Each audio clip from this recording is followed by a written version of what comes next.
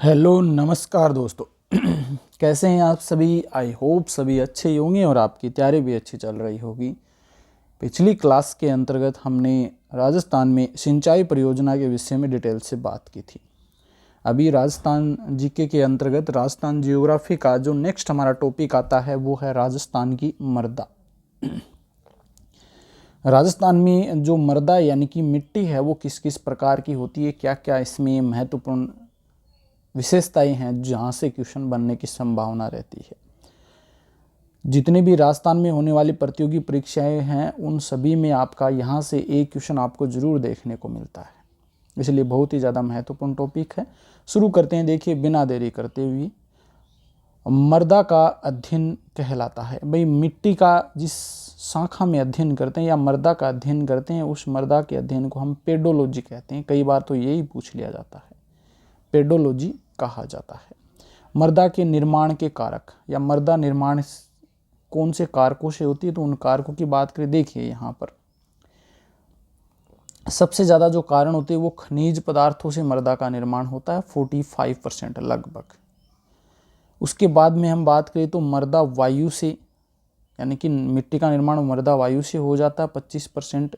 जल से भी मृदा का निर्माण होता है लगभग 25%, और कार्बनिक पदार्थों से भी 5% मृदा का निर्माण होता है। देखिए खनिज पदार्थों से कैसे होता है आप सभी को जानते हैं। भाई खनिज पदार्थ या तो चट्टानों में मिलते हैं या हम ज़मीन से नीचे खोद के निकालते हैं, जो पत्थर होते हैं उनसे, तो उनको हम जो तोड़ते हैं तो उनसे क्या होता है, मृदा का निर्माण होता है। इसी प्रकार वायु है वो भी मृदा का निर्माण करती है, और जल के द्वारा भी मृदा का निर्माण, और कार्बनिक पदार्थों से भी होता है।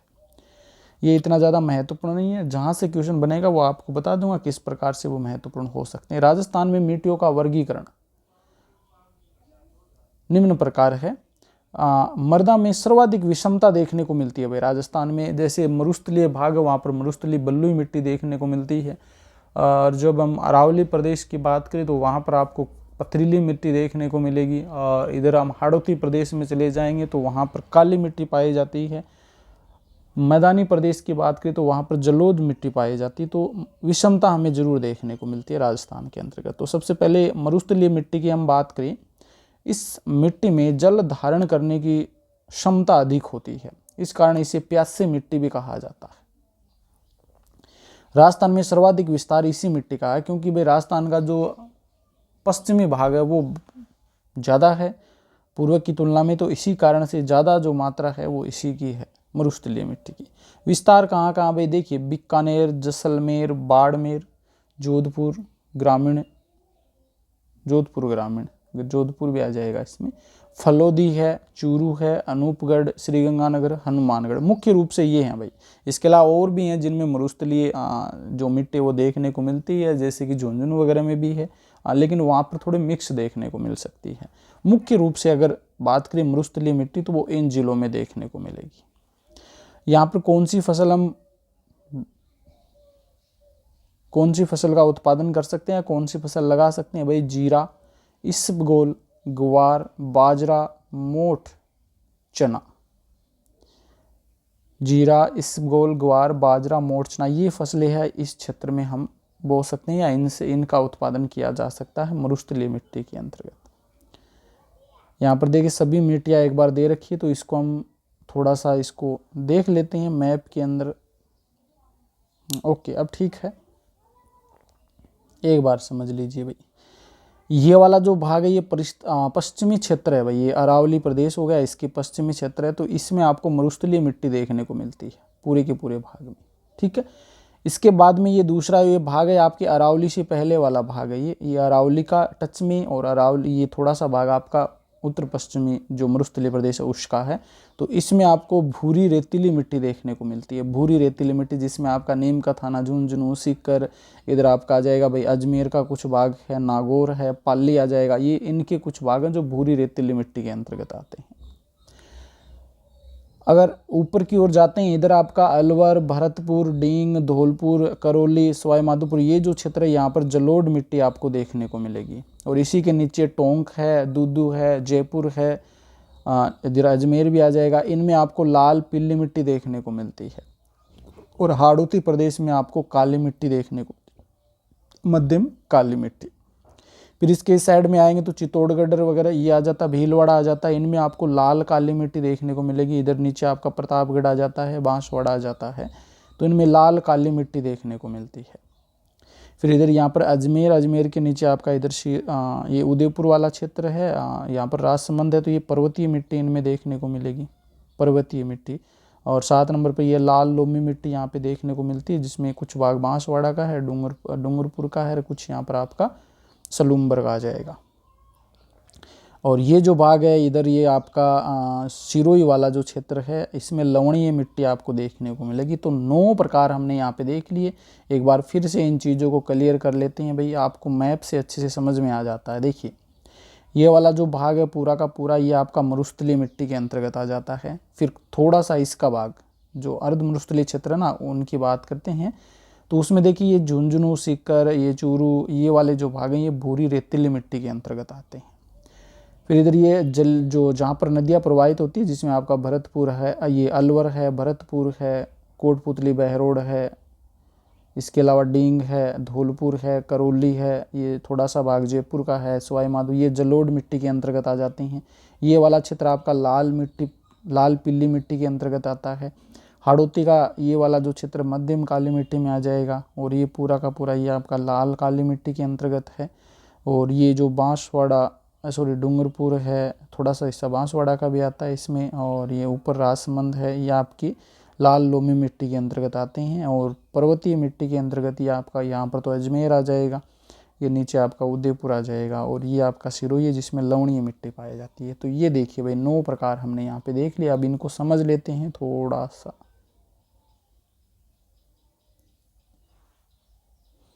मरुस्थलीय मिट्टी की हमने बात कर ली, अब बात करते हैं भूरी रेतीली मिट्टी की। इसका विस्तार कहाँ कहाँ भाई, देखिए सीकर, चूरू, झुंझुनू, नीम का थाना, नागौर, डीडवाना, पाली, ये जिले बताए थे मैंने। सीकर, चूरू, झुंझुनू, नीम का थाना, नागौर, डीडवाना, पाली, इनमें क्या है भूरी रेतीली मिट्टी देखने को मिलती है। यहाँ पर कौन सी फसल बो सकते हैं या कौन सी फसल का उत्पादन किया जा सकता है, तो देखिए जीरा, इसबगोल, ग्वार, बाजरा, मोठ, चना, ये फसलें यहाँ पर उत्पादित की जा सकती है। जलोढ़ मिट्टी की हम बात करें, जलोढ़ मिट्टी का मतलब क्या होता है, जो नदियों द्वारा बहाकर लाई गई मिट्टी वो जलोढ़ मिट्टी कहलाती है। इसका विस्तार कहाँ भाई, देखिए ऊपर की साइड में देखना उत्तरी पूर्वी भाग के अंदर तो अलवर हो जाएगा, भरतपुर, धौलपुर, करौली, सवाई माधोपुर, दौसा, जयपुर ग्रामीण, डींग, खेरथल, तिजारा, कोटपुतली, बहरोड, ये जिले हैं। इनमें जलोढ़ मिट्टी आपको देखने को मिलती है। और ये जलोढ़ मिट्टी किसके लिए उपयोगी है भाई, गेहूं, जौ और सरसों के उत्पादन के लिए बहुत ज़्यादा उपयोगी है। ये इन जलोढ़ मिट्टी में उत्पादित किया जा सकता है। और सर्वाधिक उपजाऊ मिट्टी है वो यही है। कई बार क्वेश्चन बन जाता है भाई सर्वाधिक उपजाऊ मिट्टी कौन सी है, तो जलोढ़ मिट्टी हो जाएगी। लाल पीली मिट्टी की हम बात करते हैं, तो लाल पीली मिट्टी का जो विस्तार है ये अजमेर, टोंक, सवाई माधोपुर और करौली, अजमेर, टोंक, सवाई माधोपुर और करौली, इनमें आपकी लाल पीली मिट्टी का विस्तार है। और यहाँ पर कौन सी फसल बोई जाती है, तो मूंगफली का उत्पादन यहाँ पर किया जाता है लाल पीली मिट्टी में। मध्यम काली मिट्टी की बात करते हैं, तो मध्यम काली मिट्टी जो होती है इसका विस्तार हाड़ौती क्षेत्र में है, और मध्यम काली मिट्टी में कोटा, बारा, झालावाड़, बूंदी ये आ जाते हैं। तो यहाँ पर फसल कौन सी, देखिए कपास के लिए बहुत ही ज़्यादा महत्वपूर्ण है। कपास काली मिट्टी में ज़्यादा बोया जाता है, सोयाबीन है, गन्ना है, ये फसल यहाँ पर उत्पादित की जाती है। लाल काली मिट्टी, देखिए क्वेश्चन क्या बनते हैं, मिट्टी से उस क्षेत्र का जिला या उस क्षेत्र के बारे में पूछ लिया जाता है कि लाल काली मिट्टी कौन से क्षेत्र में मिलती है। जिले याद रखने, एक यहाँ पर कौन सी फसल बोई जाती है, बस यही 2 या 3 क्वेश्चन ये बनते हैं जो आपको याद रखने हैं भाई। लाल काली मिट्टी की बात करते हैं तो इसका विस्तार देखिए उदयपुर, डूंगरपुर, बांसवाड़ा, प्रतापगढ़, चित्तौड़गढ़, भीलवाड़ा, सलूमबर, ये जिले हैं जहाँ पर आपको लाल काली मिट्टी देखने को मिलती है। और इनमें जो कौन सी फसल उत्पादित की जाती है भाई, देखिए मक्का यहाँ पे उत्पादित होता है, अफीम है, कपास है, गन्ना, इन फसल के लिए उपयोगी है लाल काली मिट्टी। लाल लोमी मिट्टी, लाल लोमी मिट्टी का जो विस्तार है ये डूंगरपुर, बांसवाड़ा, उदयपुर, सलूमबर, चित्तौड़गढ़ और प्रतापगढ़, इन जिलों में लाल लोमी मिट्टी का विस्तार है। और कौन सी फसल, देखिए मक्का, अफीम, कपास, गन्ना, मक्का, अफीम, कपास, गन्ना, इन फसलों को यहाँ पर बोया जाता है और इनका उत्पादन यहाँ पे किया जाता है लाल लोमी मिट्टी। पर्वतीय मिट्टी की हम बात करते हैं। पर्वतीय मिट्टी का जो विस्तार है वो है अजमेर, राजसमंद, सिरोही, उदयपुर, पाली। अजमेर, राजसमंद, सिरोही, उदयपुर, पाली, इन जिलों में पर्वतीय मिट्टी का विस्तार है। और यहाँ पर जो फसल बोई जाती है वो मक्का यहाँ पर अधिक उत्पादित किया जाता है। पर्वतीय ढालों पर मक्का की कृषि की जाती है। ये सीढ़ीनुमा पद्धति हम कह सकते हैं भाई, पर्वतीय ढाल वहाँ पर मक्का की कृषि है वो की जाती है पर्वतीय मिट्टी में, जिसमें अजमेर, राजसमंद, सिरोही, उदयपुर, पाली आते हैं। लवणीय मिट्टी की हम बात करते हैं तो इसका विस्तार है जालोर, सांचौर, सिरोही, श्रीगंगानगर, हनुमानगढ़। ये ऊपर भी है थोड़ा सा लवणीय मिट्टी में, जालोर, सांचौर, सिरोही, श्रीगंगानगर, हनुमानगढ़ में। और यहाँ पर जो फसल उत्पादित की जाती है उसमें अमरूद है, आंवला है, जामुन है, ये फसल यहाँ पर उत्पादित होती है लवणीय मिट्टी में। तो ये 9 प्रकार की मिट्टियों की हमने बात कर ली भाई। ये अलग अलग प्रकार से वर्गीकरण किया गया, तो और भी वर्गीकरण आते हैं वे देखिए आगे। राजस्थान कृषि विभाग के अनुसार राजस्थान की मिट्टियों को 14 भागों में बांटा जाता है भाई। राजस्थान कृषि विभाग के अनुसार हम बात करें तो राजस्थान में जो मृदा पाई जाती है उनको हम 14 पार्ट्स में डिवाइड करते हैं। जैसे पहली है मरुस्थलीय मिट्टी। तो मरुस्थलीय मिट्टी तो संपूर्ण मरुस्थलीय जिलों के अंदर आपको देखने को मिलेगी। जो मरुस्थल के अंदर जिले होते हैं ना उन सभी में पाई जाती है। कैल्सी ब्राउन मरुस्थलीय मिट्टी, कैल्सी ब्राउन मरुस्थलीय मिट्टी ये बीकानेर, जैसलमेर में देखने को मिलती है। मरुस्थलीय बालुका स्तूप मिट्टी, मरुस्थलीय बालुका स्तूप मिट्टी ये बीकानेर, जैसलमेर, बाड़मेर, जोधपुर ग्रामीण, इन क्षेत्र में आपको बालुका स्तूप मिट्टी देखने को मिलते हैं। कि रेवरीना मिट्टी है श्रीगंगानगर में। सिरोजम मिट्टी ये भी श्रीगंगानगर में है। जिप्सीफेरम मिट्टी याद रख लेना भाई, यहाँ से क्वेश्चन बना, जिप्सीफेरम पूछा गया है। जिप्सीफेरम मिट्टी ये बीकानेर में है, जिप्सीफेरम मिट्टी। कैल्सी ब्राउन मिट्टी सिक्कर, चूरू, झुंझुनू, नीम का थाना, नागौर, डीडवाना, पाली, इन क्षेत्रों में कैल्सी ब्राउन मिट्टी देखने को मिलेगी। नवीन जलोढ़ मिट्टी जो नदी वाला क्षेत्र है जिसमें अलवर, भरतपुर, धौलपुर, करौली, सवाई माधोपुर, दौसा, खेरतल, तिजारा, कोटपुतली, बहरड़ और जयपुर ग्रामीण, इनमें नवीन जलोढ़ मिट्टी देखने को मिलती है। पीली भूरी मिट्टी में आपका अजमेर आ जाएगा, टोंक है, सवाई माधोपुर और करौली। नवीन भूरी मिट्टी पूछे तो आपसे तो इसमें अजमेर, भीलवाड़ा और शाहपुरा आ जाएगा, अजमेर, भीलवाड़ा और शाहपुरा। लाल लोमी मिट्टी में जो आपका दक्षिणी भाग है जिसमें अजमेर, उदयपुर, डूंगरपुर, बांसवाड़ा, सलूम्बर, प्रतापगढ़ और चित्तौड़गढ़ ये क्षेत्र आ जाएंगे भाई। ये जिले लाल लोमी मिट्टी के अंतर्गत आते हैं। मध्यम काली मिट्टी है तो इसमें आपका हाड़ौती क्षेत्र, कोटा, बूंदी, बारां, झालावाड़। पर्वतीय मिट्टी के बारे में पूछे तो इसमें अजमेर, सिरोही, उदयपुर, पाली और राजसमंद ये पर्वतीय मिट्टी के अंतर्गत आते हैं। धूसर भूरी मिट्टी में आपका जालोर, सांचौर, सिरोही, पाली, नागौर, डीडवाना, कुचामन ये क्षेत्र है वो आपकी धूसर भूरी मिट्टी के अंतर्गत आ जाते हैं। तो ये राजस्थान कृषि विभाग के द्वारा 14 भागों में मिट्टी को डिवाइड किया गया है, वर्गीकृत किया गया, जिनके बारे में हमने यहाँ पे देख लिया है। अब वैज्ञानिक आधार पर मिट्टियों का वर्गीकरण, ये भी कई बार पूछा गया, ये इंपॉर्टेंट है भाई, ये बहुत बार पूछा जाता है। वैज्ञानिक आधार पर मिट्टियों का वर्गीकरण, और इस आधार पर जो मृदा होती है ये 5 प्रकार की होती है। वैज्ञानिक मिट्टियाँ जलवायु के आधार पर वर्गीकृत की गई है। इसका आधार भी पूछ लिया जाता है, वे किस आधार पर वर्गीकृत किया गया है, तो जलवायु के आधार पर। 5 मिट्टी कौन सी है भाई, देखिए एक तो एरिडोसोल्स है, एंटीसोल है, इंसेप्टिसोल्स है, एल्फीसोल्स है और वर्टिसोल्स है। देखिए भाई एरिडोसोल्स जो होती है ये शुष्क जलवायु प्रदेश में पाए जाते हैं। शुष्क जलवायु प्रदेश मतलब पश्चिमी भाग, जैसलमेर, बीकानेर, बाड़मेर वाला क्षेत्र।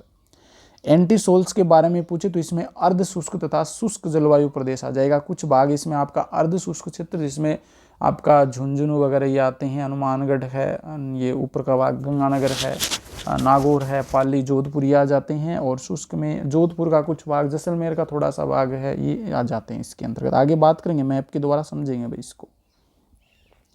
इनसेप्टिसोल्स आपसे पूछे तो ये अर्ध शुष्क जलवायु, साथ में उपाद्र जलवायु वाले क्षेत्र भी इसमें आते हैं और आर्द्र जलवायु वाले क्षेत्र भी इसके अंतर्गत आ जाते हैं।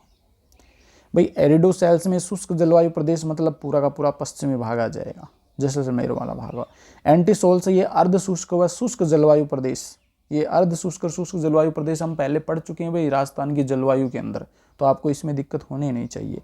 इनसेप्टिसोल्स के अंदर अर्ध शुष्क वाला क्षेत्र भी आता है कुछ, और कुछ उपाद्र का भी और कुछ आर्द्र जलवायु क्षेत्र भी आता है। एल्फीसोल्स की बात करें तो इसमें उपाद्र जलवायु क्षेत्र और आर्द्र जलवायु प्रदेश है वो इसके अंतर्गत आ जाते हैं। और वर्टिसोल्स की बात करें तो इसमें अति आर्द्र जलवायु प्रदेश आ जाता है, और यह मृदा सर्वाधिक हाड़ौती क्षेत्र में आपको देखने को मिलेगी, क्योंकि बारिश वहाँ पे ज़्यादा होती है तो अति आर्द्र हो जाएगा। अब मैप के द्वारा समझते हैं भाई इस पूरे को। पहले हमने क्या पढ़ी थी भाई, एरिडोसोल्स पढ़ा था। एरिडोसोल्स की बात करें तो शुष्क जलवायु प्रदेश, देखिए ये जैसलमेर तो आ जाएगा, यहाँ पर आपका बीकानेर आ जाएगा, कुछ भाग अनूपगढ़ का आ जाएगा, ठीक है, थोड़ा सा यहाँ पर आपका जोधपुर का भाग आ जाएगा और कुछ भाग आपका बाड़मेर का आ जाएगा। ओके, दूसरा आ जाता है एंटीसोल्स। एंटीसोल्स में देखिए भाई अनूपगढ़ का आ जाएगा, श्रीगंगानगर, हनुमानगढ़, इधर आपका आ जाएगा भाई नीम का सीकर, चूरू, नीम का थाना और झुंझुनू, ये आ गई। और इधर हम बात करेंगे नीचे की ओर जैसे चलेंगे ना, तो उसमें आपका नागौर है, डीडवाना, कुचामन, पाली, इधर आपका जोधपुर आ जाएगा। और नीचे और जाएंगे ना तो इधर सांचौर, बाड़मेर और बालोतरा, ये इसके अंदर आ जाएंगे अर्ध शुष्क के अंदर, ठीक है, एंटीसोल्स। फिर तीसरा इंसेप्टिसोल्स आ जाता है, जो इनके मध्य है। मध्य मतलब कुछ अर्ध शुष्क का भाग है इसके अंदर, और कुछ आपका उपाद्र जो आपका अरावली प्रदेश है ना उसका है कुछ भाग तो, और कुछ आर्द्र का आ जाएगा, ये जलवायु के अंतर्गत आ जाएंगे। और चौथा एल्फीसोल्स है। एल्फीसोल्स वाला भाग ये ऊपर जो कुछ भाग तो आपका इसका आ जाएगा भाई आर्द्र का आ जाएगा, मतलब अरावली प्रदेश वाला, और कुछ ये उपाद्र का, सॉरी अरावली प्रदेश वाला उपाद्र भाग है, तो अरावली प्रदेश वाला आ जाएगा। और ये जलोढ़ मिट्टी वाला जो कह सकते हैं हम नदियों वाला जो होता है, या फिर कह सकते हैं पूर्वी मैदानी प्रदेश का जो भाग है आर्द्र जलवायु वाला, वो एल्फीसोल्स के अंदर आ जाएगा। और वर्टिसोल्स के अंदर एक तो ये पूरा का पूरा हाड़ौती प्रदेश हो गया, और ये आपका बांसवाड़ा और डूंगरपुर वाला आ जाएगा भाई भाग, अति आर्द्र और ये अति आर्द्र, ठीक है। तो सीधा सा मतलब है, ये जलवायु प्रदेश याद है तो आराम से देखिए, एरिडोसोल्स में शुष्क जलवायु प्रदेश, एंटीसोल्स के अंदर आपका हो जाएगा अर्ध शुष्क जलवायु प्रदेश और थोड़ा सा शुष्क भी आ जाएगा। इंसेप्टिसोल्स के अंदर अर्ध शुष्क, उपाद्र और आर्द्र, एल्पिसोल्स के अंदर उपाद्र और आर्द्र, और वर्टिसोल्स में अति आर्द्र ही होगा इसके अंदर। तो ये भाई 5 भाग हैं जो वैज्ञानिक आधार पर मिट्टियों का वर्गीकरण किया गया है। नदियों के आधार पर मिट्टियों का वर्गीकरण, नदियों के आधार पर मृदा का वर्गीकरण। देखिए भाई घग्गर बेसिन की हम बात करें तो घग्गर बेसिन में भूरी मटियादार दोमट मिट्टी पाई जाती है, भूरी मटियादार दोमट मिट्टी। लूणी बेसिन की हम बात करें तो लूणी बेसिन में भूरी दोमट मिट्टी पाई जाती है, भूरी दोमट मिट्टी पाई जाती है लूणी बेसिन में। बनास बेसिन की हम बात करें तो भूरी मटियार दोमट मिट्टी पाई जाती है बनास बेसिन में, भूरी मटियार दोमट मिट्टी। माही चंबल बेसिन के अंदर हम बात करें तो लाल काली मिट्टी हमें देखने को मिलती है माही चंबल बेसिन में। और चंबल बेसिन की हम बात करें तो इसमें लाल काली मिट्टी पाई जाती है चंबल बेसिन में। घंगर, लूणी बेसिन, बनास बेसिन, माही चंबल बेसिन और चंबल बेसिन, ये आप 5 ये भी याद रख लेना भाई, कौन कौन सी मिट्टी किस में होती है। और ये आपकी किसके आधार पर है, नदियों के आधार पर। देख सकते हैं आप इस मैप के अंदर, अगर ये देखिए ये घग्गर बेसिन है, और घग्गर बेसिन में कौन सी मिट्टी बताई थी मैंने, इसमें होती है आपकी भूरी मटियादार दोमट मिट्टी। इसके बाद में ये दूसरा लूणी है, लूणी नदी है, लूणी का जो बहाव क्षेत्र है उसमें लूणी बेसिन हो जाएगा, इसमें देखना मिट्टी। ये तीसरा बनास बेसिन हो जाएगा, पश्चिमी बनास वाला भाग। और ये चंबल बेसिन हो जाएगा पूरा का पूरा जो पूर्वी क्षेत्र है वो। और ये नीचे का दक्षिणी भाग है उसको माही बेसिन के अंतर्गत आ जाएगा। तो ये भाई 5 हैं नदियों के आधार पर, तो ये भी याद रख लेना भाई।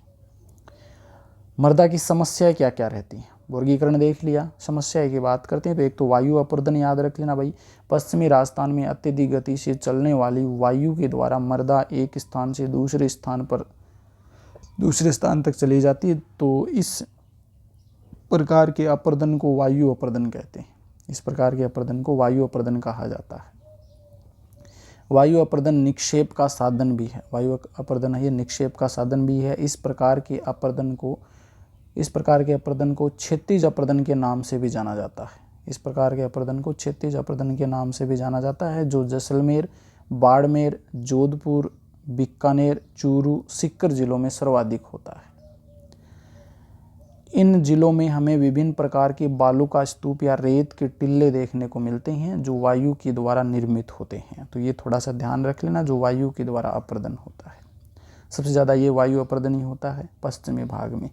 आवरण अपर्दन, अत्यधिक वर्षा वाले क्षेत्रों में वर्षा के कारण भूमि की ऊपरी परत से पोषक तत्व बह करके निकल जाते हैं, और इसी कारण से क्या होता है, भूमि कृषि योग्य नहीं रह पाती है, क्योंकि जो तत्व होते हैं ना वो निकल जाते हैं वहाँ से, जो कृषि के लिए आवश्यक होते हैं, और इस प्रकार को हम आवरण अपर्दन कहते हैं। भाई पूरी ऊपर की परत है वो बह जाती है। इस प्रकार का जो अपर्दन होता है ये वर्षा ऋतु में अरावली पर्वतीय प्रदेशों में पूर्वी भागों, अरावली पर्वतीय प्रदेश के पूर्वी भागों में अत्यधिक होता है, क्योंकि यह अति वृष्टि के क्षेत्र में पड़ता है।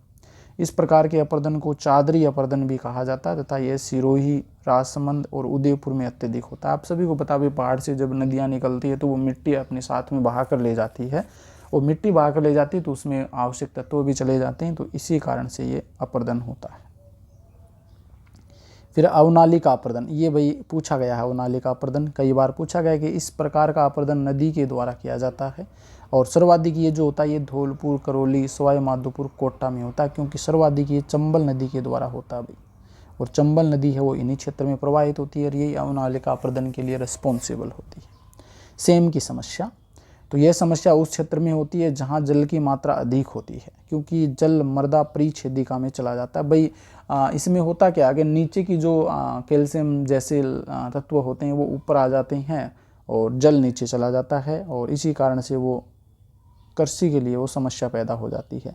मृदा परिच्छेदिका में उपस्थित कैल्शियम में जल मिल जाता है, जहाँ से जल तथा कैल्शियम मृदा की ऊपरी परत पर आ जाते हैं। यहाँ से जल वाष्पित हो जाता है तथा कैल्शियम की सफ़ेद परत है वो जम जाती है, जिसे हम सेम की समस्या कहते हैं। सेम की समस्या को दूर करने के लिए जिप्सम का उपयोग किया जाता है। ये इंपॉर्टेंट है भाई, क्वेश्चन पूछा गया भाई सेम की समस्या को दूर करने के लिए किसका उपयोग करते हैं, जिप्सम का उपयोग करते हैं। इंडो डच परियोजना, इंडो डच परियोजना इसकी शुरुआत 2003 में की गई थी नीदरलैंड के सहयोग से, और इसका उद्देश्य क्या था भाई, सेम की समस्या को रोकने के लिए यूकेलिप्टस यानी कि सफ़ेदे के पादपों का रोपण किया जाएगा। इन पादपों को लगाया जाएगा सेम की समस्या को रोकने के लिए। ये आपके महत्वपूर्ण तथ्य हो गए भाई। अब और कुछ रह जाते हैं इंपॉर्टेंट फैक्ट, उनको और देख लेते हैं। अन्य महत्वपूर्ण तथ्य, सेम की सर्वाधिक समस्या आपको पूछे कि कहाँ पर होती है, तो बड़ोपल गांव हनुमानगढ़ में देखने को मिलती है, इसके अलावा गंगानगर में। तो ये क्वेश्चन सामान्य है भाई, पूछा जा सकता है कि सेम की समस्या सर्वाधिक कहाँ होती है। जिलों के पूछे तो हनुमानगढ़, श्रीगंगानगर, और सबसे ज़्यादा हमें बड़ोपल गाँव में देखने को मिलती है। सेम की सर्वाधिक समस्या जो होती है ये IGNP में है भाई, इंदिरा गांधी नहर केनाल प्रोजेक्ट या इंदिरा गांधी नहर परियोजना है, इसमें सबसे ज़्यादा होती है। मृदा में निम्न पोषक तत्व पाए जाते हैं जो प्लांट के लिए उपयोगी हैं, जैसे कि नाइट्रोजन है, फॉस्फोरस है, पोटेशियम है, कैल्शियम है। राज्य में मृदा परीक्षण प्रयोगशाला, ये आपके जयपुर और जोधपुर में है भाई। राज्य में मृदा परीक्षण प्रयोगशाला कहाँ पर है, जो जयपुर और जोधपुर के अंदर है। सिंचित भूमि को चाही तथा असिंचित भूमि को बारानी कहते हैं भाई। अगर सिंचित भूमि है उसको चाही कह देंगे, और असिंचित भूमि को बारानी कहा जाता है। ये भी क्वेश्चन बन सकते हैं। मृदा निर्माण के 5 कारक हैं। 5 कारक कौन कौन से, उनकी बात कर लेते हैं भाई। पहला तो जनक कारक, यानी कि मृदा के पोषक तत्व का जनक पदार्थ कहलाते हैं। मृदा के जो पोषक तत्व हैं उनको जनक पदार्थ कहते हैं। जलवायु, तो 2 भिन्न जलवायु में एक ही जनक पदार्थ हो, भिन्न मृदा का निर्माण करते हैं भाई। ये इनके नाम याद रख लेना, इसमें ज़्यादा उलझने की जरूरत नहीं है, ठीक है ना। जैविक पदार्थ, तो पेड़ पौधे, जीव जंतु, ये आपके जैविक पदार्थ में आ जाएंगे। कारक पूछा तो इसमें कौन सा विकारक होता है, स्थलाकृति। अपर्दन की क्रिया के द्वारा निर्मित मिट्टी का निर्माण होता है। ये भी समयावधि 1 सेंटीमीटर से 2 सेंटीमीटर मृदा की परतें बनने में लगभग 2 शताब्दियों का समय लग जाता है। 2 या 3 कारक क्रियाशील तथा सक्रिय हैं, जबकि 1, 4, 5 कारक निष्क्रिय कारक हैं। ये भी कई बार पूछ लिया जाता है भाई। ये जो 5 कारक पड़े हैं ना, तो उसमें दूसरा और तीसरा तो क्रियाशील और सक्रिय कारक हैं, और पहला, चौथा और 5वां निष्क्रिय हैं भाई। पूर्व से पश्चिम की ओर जाने पर राज्य में मृदा की उर्वरता कम होती है। पूर्व से पश्चिम की ओर जाने में मृदा की उर्वरता कम होती है, जबकि पश्चिम से पूर्व की ओर जाने में बढ़ती है। कहने का मतलब पूर्व भाग में मृदा की उर्वरता ज़्यादा है पश्चिम की तुलना में, थोड़ा सा ये ध्यान में रख लेना है। तो ये आपका टॉपिक यहाँ पर मृदा वाला कंप्लीट होता है भाई। नेक्स्ट क्लास में और जो नेक्स्ट टॉपिक हमारा वो डिस्कस करेंगे। आज के लिए इतना ही, धन्यवाद, थैंक यू। और आप सभी का बहुत बहुत आभार भाई। हमारे 500 सब्सक्राइबर है वो कंप्लीट हो गए हैं, और आशा करते हैं कि जितना जल्दी हो सके आप ये आगे की ओर लेके जाएंगे।